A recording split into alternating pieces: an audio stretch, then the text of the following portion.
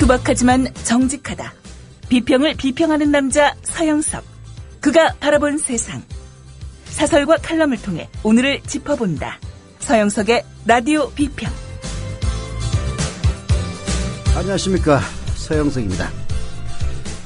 어제 저녁 6시 반부터 7시 반까지 국민TV가 입주해 있는 웰빙센터 지하 1층 국민카페 온에어에서 김용민 서영석의 정치토크 생방송을 진행했습니다.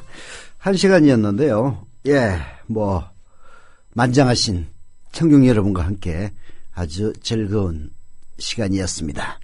아무래도 보시는 분들이 있으니까 조금 더 열과 성을 다할 수밖에 없고요. 그런 만큼 그냥 하는 이야기라고 받아들이긴 합니다만은 매우 좋았다는 이런 이야기도 들었습니다.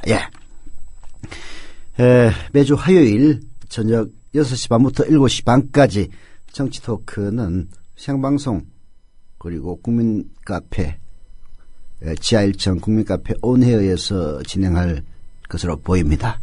여러분들 혹시라도 시간 되시는 분 많이 오셔서 관람도 하시고 그리고 커피 매상도 좀 올려주시고 부탁을 드립니다. 사실 걱정이 굉장히 많습니다. 최근 들어서 국민TV 뉴스가 어떤 방식으로 나올 것이냐. 노정면 단장 곧 뉴스 방송제작국장 방송제작국으로 이름이 바뀔 예정입니다만은 노정면 단장이 직접 나와서 설명을 했고요. 매일 저녁 9시부터 1시간 동안 방송될 국민TV 뉴스의 정식 명칭은 뉴스K로 하기로 했다고 합니다. 4월 1일부터 뉴스를 선보이면 많은 분들이 호응해 주시고 그리고 조합원으로 가입해 주실 거라고 믿습니다만은 지금 당장 걱정이 앞섭니다. 인건비 부담, 기타 여러 운영경비를 합치면은 월 2억에서 3억 정도가 들어가게 돼 있는데 지금 조합원 숫자 21,500명 이제 넘었습니다. 전원이 월 10,000원씩 조합비를 내주신다고 하더라도 턱없이 모자란 숫자입니다. 좋은 뉴스, 건강한 공정언론을 바라신다면은 이제 여러분들 조합원 모두 한 분 한 분이 자기 주변에 계신 지인들, 친구들, 친척들 한 명을 조합원으로 가입시키는 조합원 배가운동 꼭 해야만 생존이 가능합니다. 자본과 권력으로부터 자유로운 진정한 공정언론 국민TV에 조합원 가입시키려면 국민TV 홈페이지 국민.tv KUKMIN.tv로 들어오셔서 맨 상단에 조합원 가입 신청을 클릭하시면 됩니다. 인터넷 사용이 불편하신 분들의 경우는요. 미디어협동조합 사무국 02-3144-7737 3144-0933으로 전화하시면 직접 친절하게 가입시켜드립니다. 라디오 비평 시작합니다.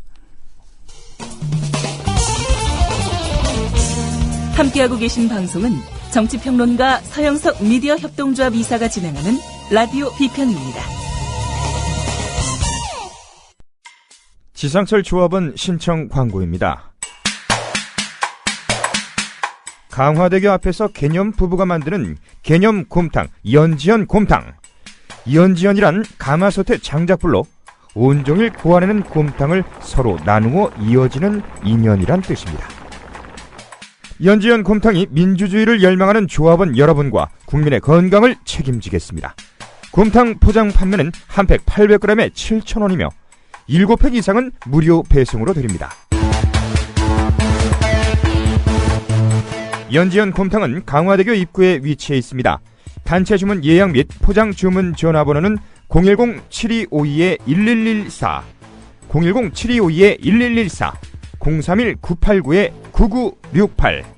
조합원 단체 예약은 10% 할인해드립니다.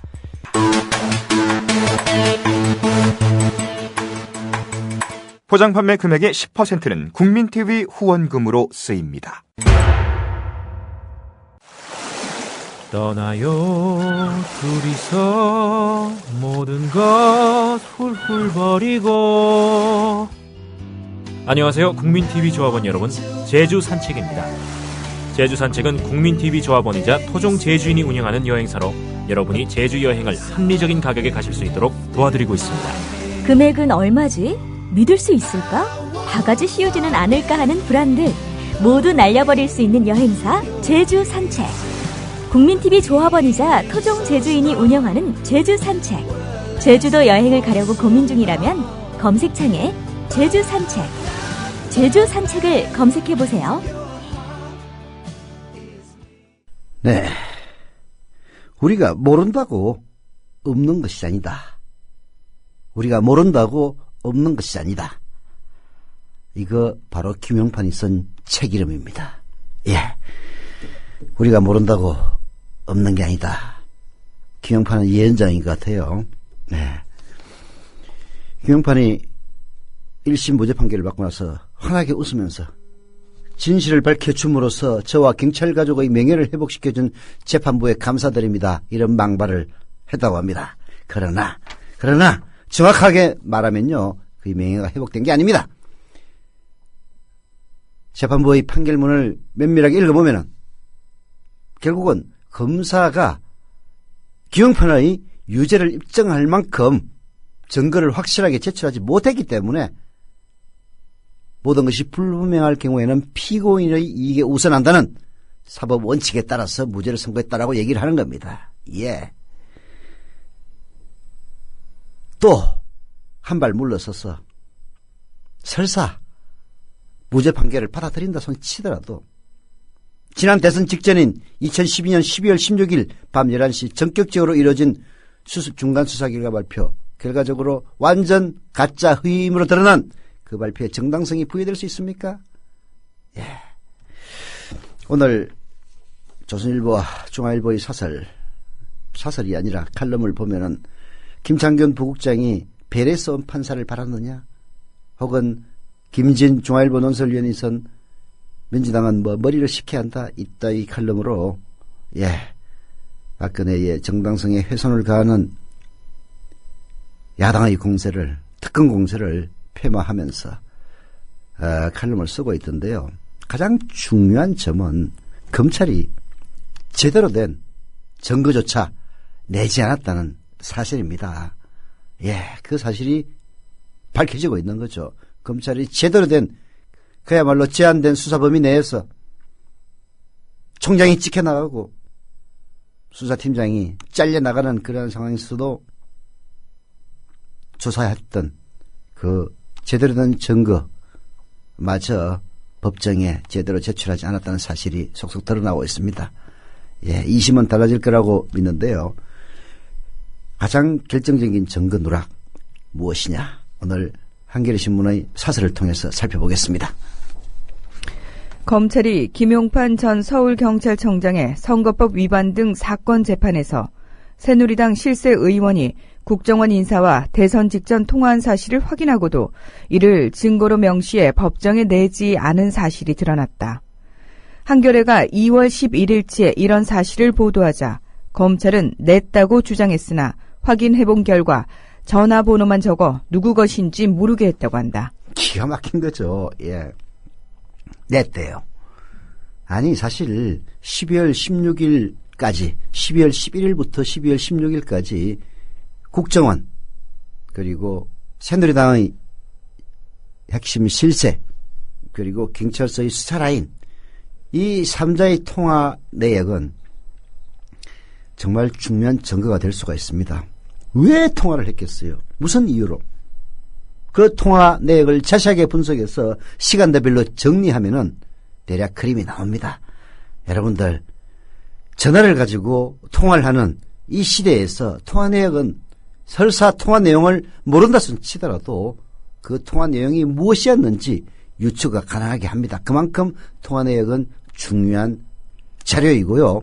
그 통화 내역에서 가장 핵심적인 부분은 누가 어떤 사람이 통화했느냐 바로 그 점입니다. 그런데 검찰은 그 어떤 사람을 빼고 전화번호만 냈다는 겁니다. 예, 그게 낸 겁니까?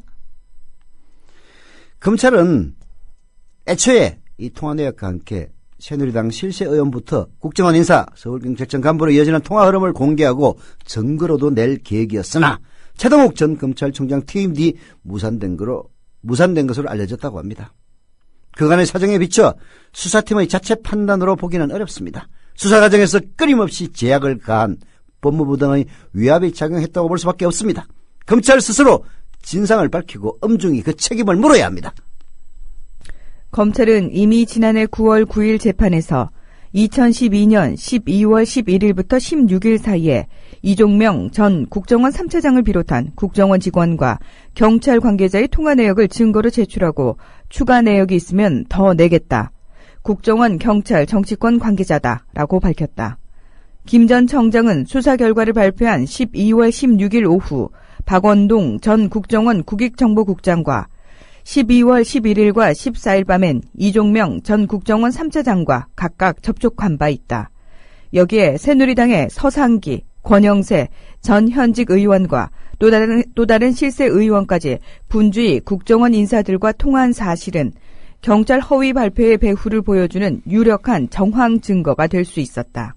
그렇지 않습니까? 왜 12월 11일 그 김하영의 댓글 아지트가 들통이 나서 이것이 사건화된 이후 12월 16일 밤 11시 기습적인 중간수사결과 발표 어디 있습니까?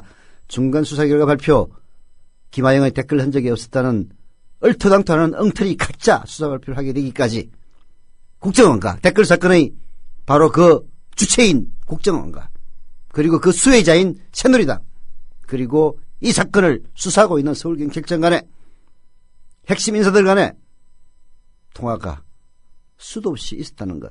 뭘 얘기하겠습니까? 사건을 덮기 위해서 혹은 중간수사 발표를 가짜로 발표하도록 만들기 위해서 통화했다. 이거 외에 다른 이유가 있습니까? 물론 이 증거가 누락됐다고 해서 재판부의 무죄 판결이 불가피했다고 보기는 힘들다. 이 사건의 핵심인 경찰의 허위 발표에 대해 아쉽다는 표현으로 얼버무리는 등 판결문에는 상식을 벗어난 대목이 적지 않다.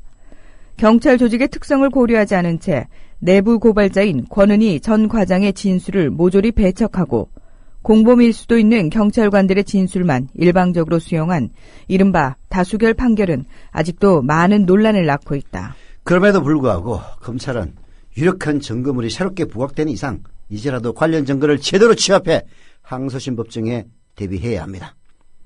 대선을 사흘 앞두고 무리하게 심야 중간 수사 결과 발표를 강행하면서 사실과도 다른 보도자료를 배포하고 그 시점을 전후해 여당 실세 의원들 그리고 국정원, 경찰 간부들이 빈번하게 통화했다는 사실은 김영판 전 청장의 선거법 위반 의도를 입증할 수 있는 또 다른 간접 증거가 될 수 있습니다. 검찰은 무죄 유도 의혹을 받지 않으려면 당장 공소유지팀부터 제대로 꾸리기를 바랍니다. 라고 한겨레신문 사설은 촉구를 하고 있습니다. 네, 지금 김영판의 무죄는 국정원 댓글 사건에 대한 무죄는 아닙니다. 국정원 댓글 사건의 와중에서 그 댓글을 단 수많은 국정원 요원들 중에 단 한 명 김하영, 댓글녀 김하영의 아지트가 야당에 의해서 적발이 되고 그리고 그것이 수서경찰서의 수사로 들어가고 이 과정에서 결국은 12월 16일 결정적인 대선을 사흘 앞둔 이틀 앞둔 그 시기 엉터리 수사 결과 발표 김하영 댓글은 적 전혀 없었다라는 엉터리 수사 결과를 발표하게 만든 그 책임이 김영판에게 있느냐 없느냐 묻는 것뿐입니다. 예, 김영판에게 그 책임을 묻는 증거들마저 제대로 된 증거가 아니었다는 점이 드러나고 있고요. 이렇게 해서 김영판의 유죄는 물론이고 결국은 국정원의 댓글로 상징되는 국가기관의 선거 개입, 국민의 세금을 받아 처먹으면서 선거의 공정성을 누구보다도 지켜야 할 국정원과 그리고 기타 국가기관의 대선 개입에 의해서 당선된 박근혜 대통령의 정당성, 예, 그 정당성이 허위로 드러난다면 그 결과는 박근혜 대통령의 하야 이외에는 다른 길이 없을 겁니다. 그걸 막기 위해서 지난 1년 동안 박근혜 대통령은 온갖 무리를 해왔던 겁니다. 더불어 행복한 세상 너와 나의 꿈이 눈앞에 국민TV. 네, 어제 게시판에 미국에 계신 두 분이 글을 올려주셨는데요. 대행님은 미국에서 저만 만편이 있는 것 같아서 늘 빚지는 느낌이었다. 그나마 조합원 가입하고 출자도 하고 나니 마음 한켠 조금이나마 면집을 얻는 것 같다. 감사합니다. 라고 써주셨네요. 뭐 조합원 가입하지 않는다고 해서 뭐 죄짓는 건 아니니까 그렇게 생각하실 필요는 없고요. 다만 공정한 언론 하나 키운다는 그런 생각으로 조합원 가입해 주신 점은 거듭 감사드립니다. 그리고 YYK3347님도 어제 회원 가입하고 오늘 출자금 입금했다고 어제 게시판에 써주셨습니다.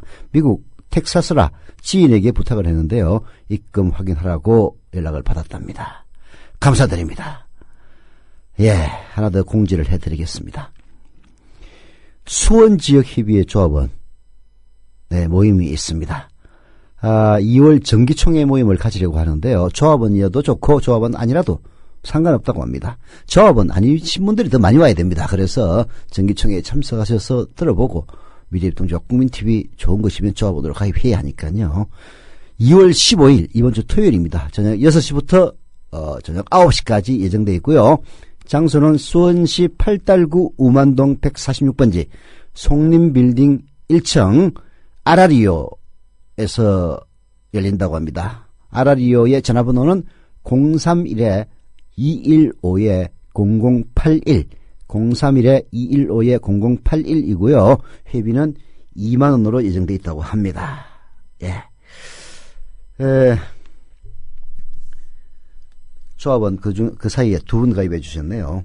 경기 부천시 오정구 삼정동의 사람 인생 극이님, 사람 인생 극이 정말 철학적인 닉네임이십니다. 조합원 가입 감사드립니다. 서울 강북구 수요 3동의 땡땡 본드걸님 이름이 아주 재밌네요. 땡땡 본드걸님 조합원 가입 그리고 출자금 납입 감사드립니다. 예. 제가 계산해 보니까요.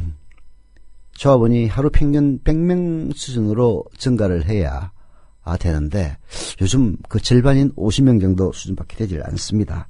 그래서 지금 걱정이 굉장히 많은데요. 예, 뭐 잘 되리라고 확신을 합니다만은 걱정도 또 함께 가는 것도 사실입니다. 조합원 숫자가 늘지 않는다면 다 저희들이 못난 때문이고요. 조합원 숫자가 빨리 는다면 여러분의 기대가 큰 덕분이라고 생각하겠습니다. 광고합니다. 우리라이프 상조 광고입니다. 우리라이프 상조는 지난해 10월 미래입동조합과 제휴를 맺었습니다. 우리라이프 상조, 국민 라디오 광고를 통해서 가입하는 회원들 납입금의 10%를 매달 미래입동조합 국민TV에 후원한다는 내용입니다. 국민TV와 함께하는 업체 우리라이프 상조 문의는 1600-3267 1600-3267이고요. 상조 서비스 가입다고 매달 미래입동조합에 회비로 후원도 할 수 있다고 합니다. 그런 광고고요. 어제 YTN에 보니까 전년 대비 국세 수입 실적이라는 게 나왔습니다. 법인세는 2조 1천억 원이 줄어들었습니다. 반면 근로소득세는 2조 3천억이 늘었어요. 이건 뭘 뜻하느냐? 대기업들에게 법인세는 깎아주고 그 모자라는 것을 월급쟁이들에게서 벌충했다. 그런 얘기입니다. 근로소득세는 2조 3천억 원이 늘어났고 법인세가 2조 1천억이 줄었다는 얘기는 그뿐입니까? 종합소득세는 1조 원이 늘었는데요. 양도소득세는 8천억 원이 줄어들었습니다. 양도소득세는 집 팔았을 때 내는 세금이에요. 부동산 경기 부양한다면서 집 많은 사람들, 땅부자들, 집부자들 집 팔았을 때 세금 8천억이나 깎아주고 그 대신 모든 사람들에게 걷는 종합소득세에서 1조 원을 더 걷었다는 그런 얘기입니다. 그야말로 대기업을 사랑하는 대기업 대통령님, 투기 목적의 양도세 8천억을 종합소득세로 메꾸시는 이런 각하의 뻔뻔함에도 불구하고 새누리당과 우리 청와대 박씨를 지지하는 가신 것 10불도 없는 국민들 바보입니다. 바보. 투표해야 합니다. 투표. 도쿄 도지사 선거에서 우리는 투표를 하지 않으면은 투표를 열심히 하는 전체 숫자에서는 얼마 되지 않은 노인네들에 의해서 이 사회가 계속 굴러간다는 사실 알려지고 있습니다. 연세대 조한혜정 교수의 도쿄 도지사 선거에서 배운다. 들려드립니다. 일본에서는 마스조의 요이치 전 후생노동상이 즉각적 탈핵을 내건 후보들을 누르고 당선됐다고 한다. 그는 도쿄를 세계 최고의 도시로 만들 것이라며 복지, 재해 방지, 그리고 무엇보다 도쿄올림픽 준비를 착실히 해나가고 싶다고 했다. 후쿠시마 재앙이 터진 나라의 수도인데도 탈핵이 주 쟁점으로 떠오르지 못한 데다 탈핵 후보들이 단일 후보도 내지 못했다니 얼마나 실망스러운 일인가. 2011년 선거에서 탈핵이 주요 이슈로 등장한 독일에서는 그 즈음 후쿠시마 사고가 일어나 대대적인 국민 공청회와 여론화 과정을 거쳐 전면 탈핵을 선포한 바 있다. 나는 내심 도쿄에서 그런 일이 일어나 주기를 기대하고 있었기에 실망이 컸던 것이다. 당선자는 노령층의 압도적인 지지를 받았고 투표율은 46.14%, 역대 세 번째로 낮은 투표율로 당선됐다. 인구의 20%의 지지도 받지 못한 마스조에가 인구 1,300만 명에 연간 13조 3천억엔, 우리 돈으로 약 140조 원의 예산을 집행하는 일본 수도의 행정 책임자가 되는 것이다. 50%가 넘지 않는 투표가 그런 식의 효력을 발휘하는 것은 문제적이지 않은가.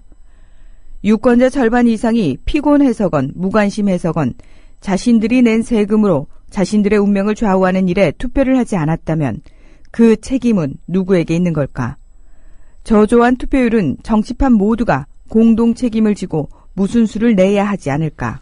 저조한 투표율에 의지해서 연명하는 정당, 바로 한국에는 새누리당이고 일본에는 아베 정권입니다. 살기가 팍팍해요. 정치에 관심을 둘 겨를이 없습니다. 일본에서는 프리타라고 하죠. 아르바이트로 연명하는 사람들, 프리 아르바이트라 해가지고 프리타라고 부르기도 합니다. 그 프리타 직업이 생긴 지가 수십 년이 지났어요. 한국에서도 지금 아르바이트로 연명하는 사람들, 젊은이들 많이 있습니다. 그러다 보니까 거의 잠자는 시간을 빼고는 일을 해야 돼요. 그렇지 않으면 먹고 살기가 힘듭니다. 그래서 정치에 관심을 가지지 않습니다. 그럴수록 자기들이 빼빠지게 벌어서 내는 그 세금 좌지우지하는 사람들은 자기의 이익을 대변하는 사람이 아니라, 자기가 지지하는 사람들이 아니라 자기의 이익을 배신하고 그리고 가진 자들의 이익에 봉사하는 그들이 이 땅을 지배하게 된다. 그런 얘기입니다. 일본의 이야기 남아 일이 아니에요. 예, 우리도 언젠가가 아니라 이번 선거부터 높은 투표율이 60대, 70대, 80대, 90대, 100대, 그리고 낮은 투표율에 20대, 30대, 40대로 양분되면서 나라의 모든 살림살이를 비롯해서 큰 흐름이 노인네들을 위한 그런 나라로 갈지 모릅니다. 아니, 노인네들 대변한다는 건 나쁘진 않죠. 그러나 과잉 대표성이 된다면 문제가 큰 겁니다. 어쨌든 이번 도쿄도의 운명을 결정하는 데 핵심 역할을 한 유권자들은 선거 참여를 자신들의 가장 신성한 의무이자 권리라는 교육을 받고 자란 국가와 자신을 동일시하는 권위주의적 태도를 가진 분일 가능성이 높다. 전쟁을 치르듯 산업 역군으로 일했고 일본이 몰락하고 있지 않다는 것을 보여주기 위해 올림픽과 같은 국제 행사는 어떻게든 잘 치르고 싶어 하지만 자신들이 기여한 기형적 경제 성장이 미래 세대에 대해 어떤 문제를 야기했는지에 대해서까지 생각해 본 적이 없었을 것이다. 반면 투표장에 가지 않은 유권자들은 탈핵 이슈 하나로 지자체장을 바꾸려 투표장에 나올 정도로 이념적이고 싶지 않고 경기 침체로 나날이 불안한 삶 가운데 점점 더 신중해지고 있는 청장년 인구일 가능성이 높다. 계속 죽을 쓰고 있는 민주당에 거는 기대도 없고 그렇다고 예전 총리들이 벌이려던 이벤트성 선거도 기대하지 않는다. 바로 일본의 이야기이지만은 우리 이야기와 너무나도 흡사하지 않습니까? 예, 세대 간의 행태도 비슷하고 정당의 행태도 비슷합니다. 자민당은 새누리당, 그리고 일본 민주당은 우리 민주당. 너무나 비슷하지 않습니까? 그러나 비슷하다고 해서 똑같은 길을 걸을 수는 없는 겁니다. 고도의 압축 경제 성장에 주력한 동아시아, 특히 일본과 한국 사이에는 이렇게 한나라 안에 아주 다른 문화적 문법으로 세상을 보고 판단하는 두 개의 진영이 생겨났습니다. 그리고 현재는 집단주의 진영이 선거에 지대한 관심을 가지면서 그 집단주의 진영 50대 이상의 집단주의적 사고에 길들여져 있는 노랭청입니다. 현재는 집단주의적 진영이 선거에 지대한 관심을 가지면서 그 판을 주도하고 있습니다. 기본소득 논의가 본격적으로 일기 시작한 스위스나 프랑스 등지의 움직임을 보면서 그런 제안이 발의되고 투표에 붙여지는 선진국의 연륜을 무시할 수 없다는 생각을 새삼스럽게 하게 됩니다. 거대한 국가와 동일시하는 집단적 권위적 자아에서 스스로의 상황을 파악하고 성찰하고 결단을 내리는 개인, 시민, 국민, 세계인으로서의 연속적 자아를 갖게 되는 데까지 걸리는 시간은 그리 쉽게 단축되기 어려울 겁니다. 왜? 세대가 바뀌어야 하기 때문입니다. 한 세대 30년이에요. 투표율과 투표에 대해 새롭게 생각해 볼 때가 되었다. 나는 선거날은 축제의 날이고 선거 과정은 함께 시대를 배우는 즐거운 학습의 시간이어야 한다고 생각한다. 최근 지자체 선거에서 선거를 축제처럼 치르는 곳들이 나오기 시작했는데 얼마 전 서울 성미산 마을이 그랬고 이번 선거에는 신촌에서 청년들이 후보를 낼 거라고 한다. 공자에 이어 맹자의 정치를 공부하던 전주의 마을 공부방 주민들도 이번에 청년들과 함께 시장 후보를 내며 벌써 축제판을 벌이고 있다.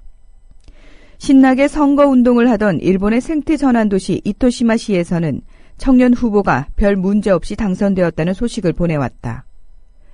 거대한 국가나 시장에 기대지 않고 스스로 공공을 만들어가는 사람들이 맹자를 읽고 탈핵 공부를 하며 자신들의 삶을 토론하고 당면한 문제를 함께 해결해가는 그런 주민들의 살림 정치가 선거로 이어지는 곳에서부터 선진국형 선거가 시작되지 않을까. 일본 도쿄도지사 선거는 그런 면에서 우리에게 괜찮은 교재가 되어주었다. 그렇습니다. 우리가 정치인에게 바라는 것은 바로 그런 겁니다. 선거를 축제로 성화시킬 수 있는 그런 장을 마련해 주는 거죠. 정치인들이 그걸 못하니까 스스로 시민들이 들고 일어나는 겁니다. 그러나 여기서 우리가 맹심해야 될 것은 젊은 층들이 정치에 눈을 뜨고 그리고 보잘것없는 내 한 표지만 이러한 표들이 모여서 거대한 변화의 흐름을 읽어낸다는 그런 자각을 가지고 투표율을 높이는 일이 무엇보다도 중요한 과제입니다. 여러분들이 투표하면 세상 바뀝니다.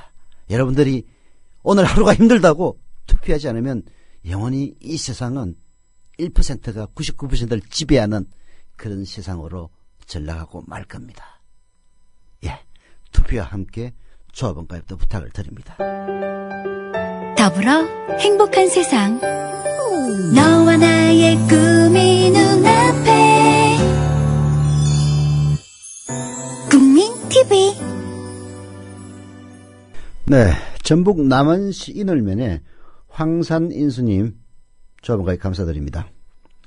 그리고 아까 제가 이름 불려드렸던 서울 성북구 수유삼동의 땡땡본드걸님은 우리 게시판에 너꼼수님이 나꼼수가 아니고 너꼼수예요. 자기의 그녀를 조합원에 가입시키고 출처까지 완료했답니다. 감사드립니다. 닉네임도 아주 게시판 이름도 아주 재밌네요. 너꼼수. 너꼼수. 기억하겠습니다. 그리고 하루 100명은 과욕이라고 하셨는데요. 항상 우리는 꿈을 꿉니다. 그리고 꿈을 꾸면 또 언젠가는 그 꿈이 이루어집니다. 안철수의 새정치가 그 모습을 드러냈습니다. 여기저기서 구체성이 없다라고 얘기를 하고 있는데요. 그 또한 안철수의 새정치에 거는 기대의 다른 표현일 겁니다. 경향신문 사설이 교과서적 당연을 머문 안철수의 새정치라고 지적을 하고 나섰는데요. 이러한 지적 역시 결국은 좀 더 기성의 정치판을 혁신할 수 있는 새로운 정치의 도래를 바라는 그런 마음의 표현 아닌가 싶습니다. 소개해드립니다. 무소속 안철수 의원의 신당 창당 준비 기구인 새정치추진위원회가 어제 소위 새정치의 기본 구상을 밝혔다.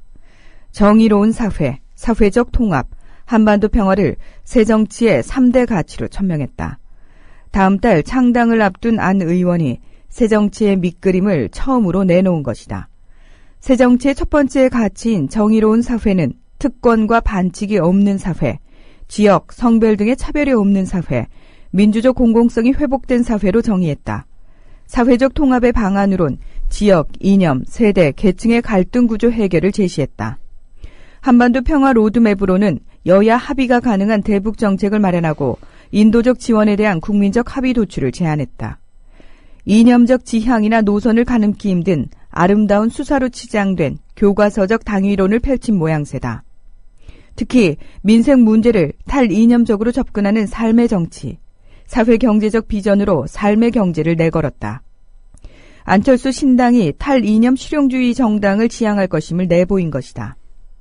여하튼 국민이 이해할 수 없는 3대 불가사의 중 하나로 운이 되기도 한 안철수 새정치의 틀을 내놨다는 점에선 의미가 있다. 하지만 이날 제시된 새정치 구상으로는 여전히 안철수 신당의 정체성이 뭔지 알 수가 없다라고 경향신문 사설은 지적하고 있습니다. 안철수 신당이 무엇을 위한 정당이고 어떤 정책을 추구하는지가 잡히지 않는다는 겁니다. 정의, 통합, 평화 등의 상식적 가치를 전면에 내세울 뿐 구체적 실행 기획이나 이념적 지향성이 없기 때문이라는 거죠. 중산층 재건, 공교육 내실화, 경제민주화와 참여경제 실현, 성장 친화형 복지 실천 등의 사회경제적 비전은 새누리당 그리고 민주당의 그것과 차별되는 게 없다는 겁니다. 새누리당과 민주당의 정책 중에서 좋은 것만 뽑아 집약한 꼴이라는 거죠. 한상진 서울대 명예교수가 지적한 것처럼 머리가 좋은 사람이라면 누구나 낼 수 있는 그런 정책이라는 겁니다. 노선과 정책에서 차별점이 없다면 기존 정당 말고 굳이 새로운 정당을 만들 필요는 없을 거다라는 얘기죠. 이념을 초월하는 실용주의가 정체성이 되는 정당이란 허상에 불과하다. 실용은 결국 기성정당에 대한 불신과 정치 혐오의 반사 이익에 기대 정치적 입지를 도모하는 포장에 그치기 십상이다. 낡은 정치의 타파만을 외치는 것으로는 안 된다. 낡은 정치의 한계를 극복할 비전과 정책 대안을 벼리는 것이 수반되어야 한다. 그것을 대변하고 추진할 걸맞은 인물과 세력은 필수일 터이다. 그렇게 해서 왜 새누리당과 민주당이 아니고 안철수 신당인지를 보여주지 못한다면 과거 제3당들처럼 거품 정당의 전철을 밟을 수밖에 없을 것이다. 네, 뭐 그리 돼서는 안 되겠죠. 저는 안철수 신당이 생존하려면은 과거와는 다른 형태의 야권 연대, 그래 말하자면은 명분에도 맞고 그리고 그 과정도 국민들이 납득 가능한 그런 야권 연대의 모양을 어떻게 만들 수 있느냐가 관건이 되리라고 생각합니다. 안철수 신당이 지금 야권 연대에 몸서리를 치고 있지만은 피할 수 있는 건 아닙니다. 예, 3자가 대기라는 제3의 정당 출연이 필요하다고는 하지만 그야말로 부정선거에 의해서 당선된 대통령, 그것을 제대로 추궁하지도 못하는 야당이 존재하는 이상, 그래서 야권이 달된 대오로 그야말로 폭풍 질주하고 있는 새누리당을 견제해달라는 그런 국민의 여망을 외면한다면 안철수 신당이 그 무엇으로 그 아름다운 수서로 포장하더라도 결코 국민의 지지를 얻지는 못할 것이다 생각이 됩니다.